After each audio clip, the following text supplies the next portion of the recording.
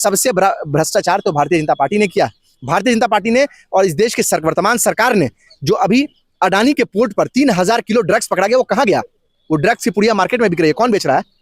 सरकार संलिप्त है इसमें, जांच होनी चाहिए। यही कहना चाह रहे थे कि 70 साल में नहीं वो हम करेंगे, उन्होंने कर दिया। उन्होंने रुपये की औकात बता दी कि कोई औकात नहीं है। उन्होंने बता दिया कि डीजल और पेट्रोल जो है वो 100 के पार होगा, जो कभी नहीं हुआ था। उन्होंने बता दिया कि इस देश में आज तक इतनी बेरोजगारी नहीं थी जो अब है। 45 साल पिछले 45 साल के अंदर ऐसी बेरोजगारी नहीं थी। ये मैं नहीं कह रहा हूँ, ये एनएसएसओ का डेटा कह रहा है भाई, गवर्नमेंट की एजेंसियां कह रही हैं। मेरी बात को आप गलत कर सकते हो, एनएसएसओ तो गवर्नमेंट की एजेंसी है, उसकी बात को आप कैसे गलत कर सकते हो? एनएसएसओ का डेटा है, तो कौन देगा इसका जवाब? ये कहूंगा कि मोदी जी झंडा फहराएंगे, लेकिन वो फहरा सकते हैं भारतीय जनता पार्टी के मुख्यालय में, वो फहरा सकते हैं आरएसएस के मुख्यालय में।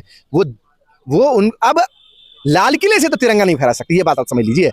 तिरंगा उनको फहराना चाहिए क्योंकि सुप्रीम कोर्ट का आदेश आ गया था आरएसएस के हेडक्वार्टर पे 55 साल बाद जो है, जब तक 55 साल तक उन्होंने झंडा नहीं फहराया, तो 55 साल बाद आदेश आया, उसके बाद से वो फहराना शुरू किए हैं। तो मैं कहूंगा कि अच्छी बात है, इसको प्रैक्टिस में रखिएगा जरूर, लेकिन लाल किले पे नहीं होगा। अब आप अपने पार्टी मुख्यालय के अंदर, अपने घर के अंदर फहराइए। स्वागत है आपका जर्नो मिरर में। मैं मोहम्मद अली। आज हमारे साथ मौजूद हैं कांग्रेस पार्टी के नेता मशकूर उस्मानी जी। तो आइए उनसे बात करेंगे कि चुनावों में क्या माहौल है। मशकूर भाई, 5 राज्यों के चुनाव का ऐलान हो चुका है, क्या लगता है किसका पलड़ा भारी है? देखिए, 5 राज्यों का चुनावी बिगल जो है बच चुका है पूरी तरह से, और चुनाव आयोग ने चुनाव की तारीखों का ऐलान किया है। और जब से चुनाव की तारीख का ऐलान हुआ है, तब से भारतीय जनता पार्टी और भारतीय जनता पार्टी के तमाम जहाँ पे उनकी सरकारें हैं, उनके विधायक, उनके मंत्री, उनके कार्यकारिणी के लोग, उनको जो है पेट में दर्द हो रहा है।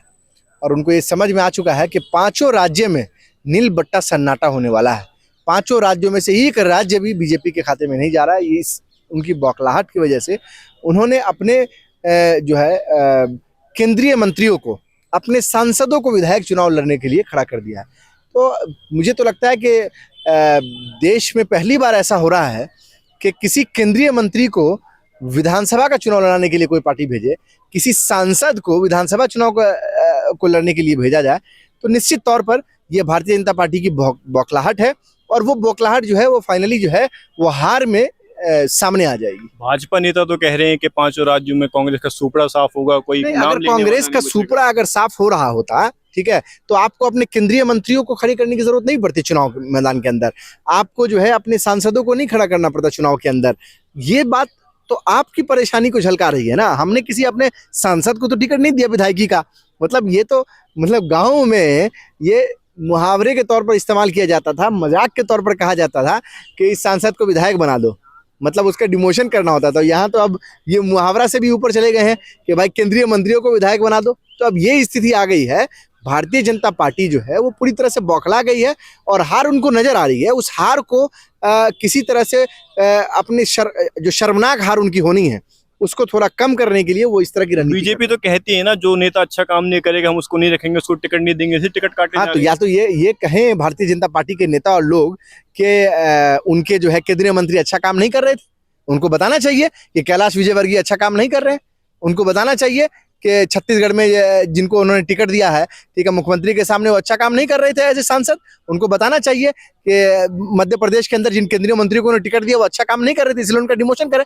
तो भारतीय जनता पार्टी को प्रेस कॉन्फ्रेंस करके इस बात को बताना चाहिए कि ये लोग अच्छा काम नहीं कर रहे थे, इसीलिए इनको केंद्रीय मंत्री से अब विधायक का चुनाव लड़ाने की कोशिश कर रहे हैं, इनको अब एमपी से अब इनको एमएलए का चुनाव लड़ाने की कोशिश कर रहे हैं। मैं तो ये डिमांड करता हूँ भारतीय जनता पार्टी से और भारतीय जनता पार्टी के तमाम लोगों से कि आप लोग प्रेस में आइए, इस बात को कहिए, ताकि देश की जनता को मालूम चले कि आपने देश की जनता के साथ छल किया है। आपने देश की जनता के साथ ऐसा छल किया जैसा छल आज तक किसी ने नहीं किया। आपने कहा युवाओं को रोजगार देंगे, कहाँ है रोजगार? 2 करोड़ के हिसाब से अब तक तो 10 साल में 20 करोड़ युवाओं को रोजगार मिलना चाहिए, लेकिन हुआ क्या? 30 करोड़ लोगों की नौकरी चली गई। कौन देगा इसका जवाब? आपने कहा था कि डॉलर जो है वो 35-40 रुपए के बराबर आ जाएगा। आज जो है इतिहास में कभी इतना रेट नहीं भागा, आज 85 का रेट चल रहा है। तो कौन है इसका जिम्मेदार? इसका जिम्मेदार तो आप है ना। आपने कहा था भाई पेट्रोल डीजल के दाम जो है वो 35-40 रुपए आ जाएंगे। बाबा रामदेव को लेके खड़ा किए थे आपने। लाइए आज रामदेव जी को पूछिए उनसे बुला के कि कहाँ मिल रहा है भाई 40 रुपए का डीजल, 40 रुपए का पेट्रोल? हमको तो नहीं मिल रहा है, हमको तो 100 के पार मिल रहा है। 70 साल में नहीं हुआ वो हमने अब कर दिखाया है। यही मोदी जी यही कहना चाह रहे थे कि 70 साल में नहीं हुआ हम करेंगे, उन्होंने कर दिया। उन्होंने रुपये की औकात बता दी कि कोई औकात नहीं है। उन्होंने बता दिया कि डीजल और पेट्रोल जो है वो 100 के पार होगा, जो कभी नहीं हुआ था। उन्होंने बता दिया कि इस देश में आज तक इतनी बेरोजगारी नहीं थी जो अब है।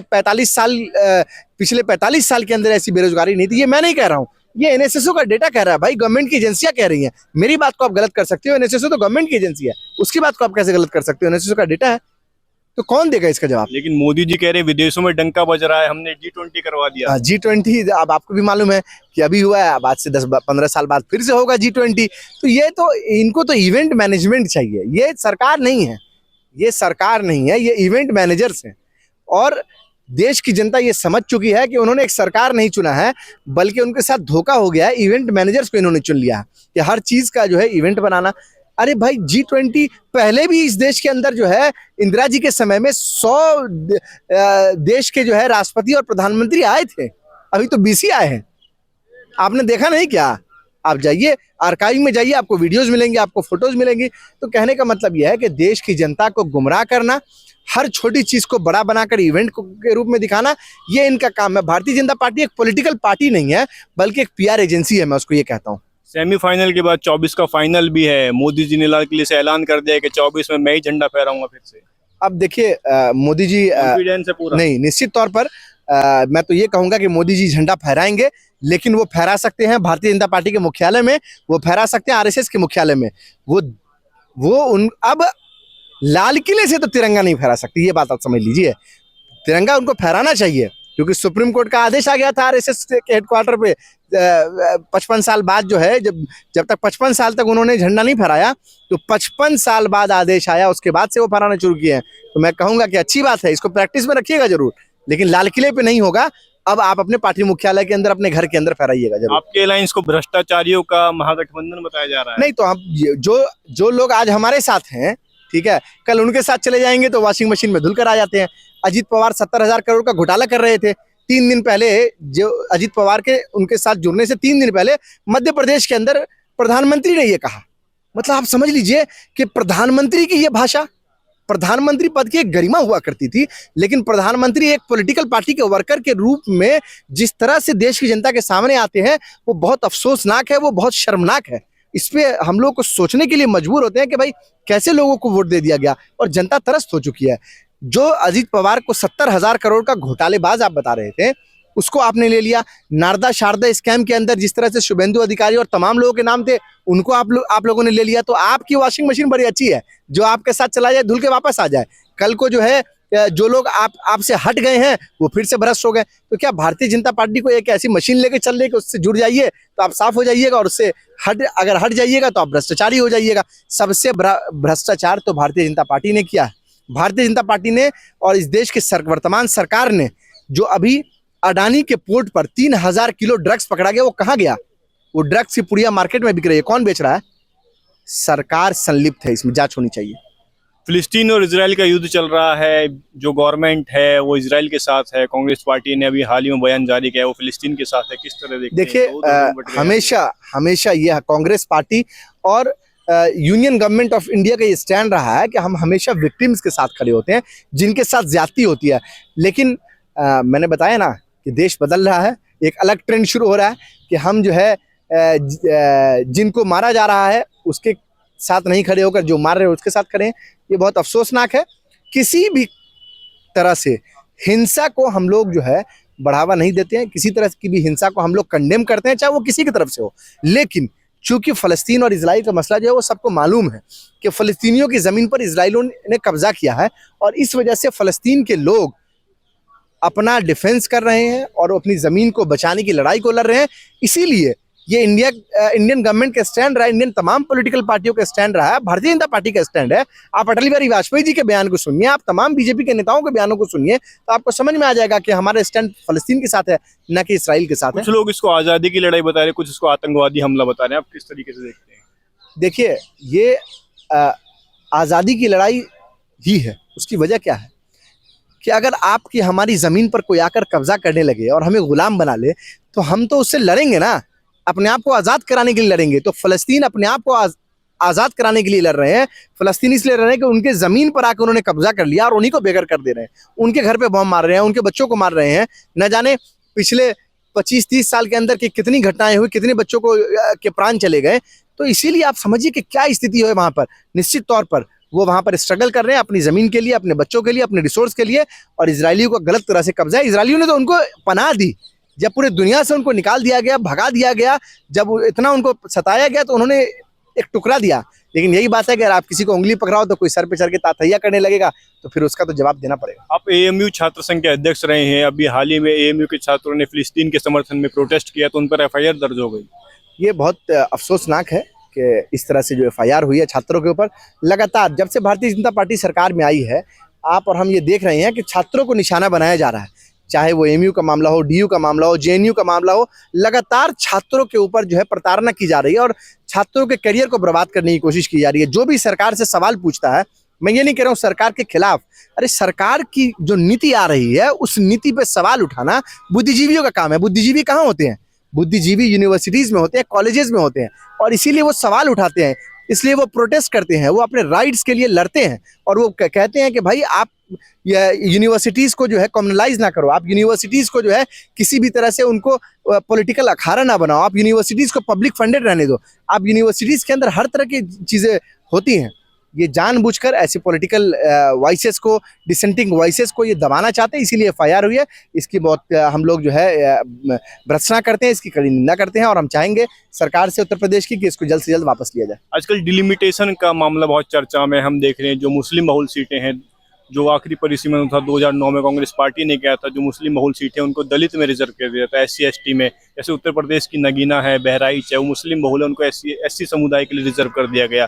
जो एससी बहुल सीट हैं जैसे अमेठी, रायबरेली, वो जनरल हैं। किस तरीके से देखते हैं? देखिए, डिलिमिटेशन का प्रोसेस 2026 में होना है, अभी इसमें समय है और मुझे लगता है कि डिलिमिटेशन का जब प्रोसेस 26 में होगा तो मुझे पूरा यकीन है इस देश की न्याय व्यवस्था पर, इस देश के चुनाव आयोग पर, कि वो लोग बहुत इसको माइन्यूटली देखेंगे और डिलिमिटेशन प्रोसेस में जो पिछले डिलिमिटेशन में जो गलतियां हुई हैं उन गलतियों को सुधारा जाएगा। कांग्रेस ने की है। देखिए, गलतियां कांग्रेस ने की, बीजेपी ने की, किसी अधिकारी ने की, किसी पदाधिकारी ने की, वो विषय नहीं है। विषय ये है कि आगे इस तरह की गलतियां ना हो।